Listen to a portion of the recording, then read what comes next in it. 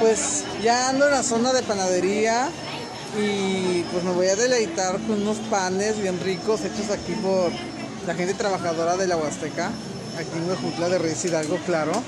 Miren nada más, qué delicia, qué delicia.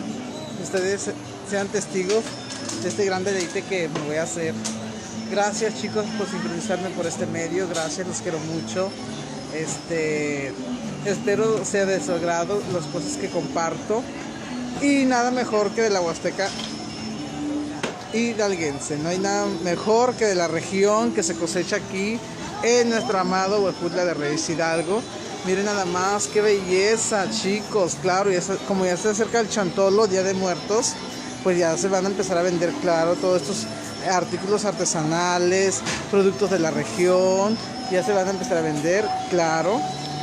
Pues no hay mejor que disfrutar de estas figuras tan bonitas y emblemáticas de nuestra región, hechas por las personas tan trabajadoras de la Huasteca hidalguense.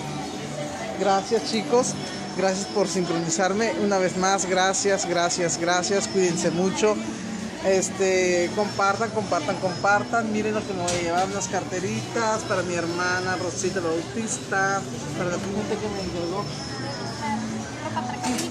Sí. Miren nada más, pero qué delicia, chicos, la verdad. Hoy me voy a empachar, hoy voy a comer. Yo no voy a dejar nada para mañana, todo lo que pueda comer hoy lo voy a comer hoy. Así que tengo mucho que comer. Acompáñenme y gracias por sincronizarme por este medio, chicos. A mi amigo Ari Calceto, gracias por tu amistad. A Javier del Paso, Texas. A mi amigo Rodrigo que está en Houston, Texas también. Saludos amigo, gracias por seguirme y por ser mi amigo, gracias. Gracias por todos, cada uno de ustedes, chicos. Ando ahorita de gira artística. Bueno, sí, quédenlo.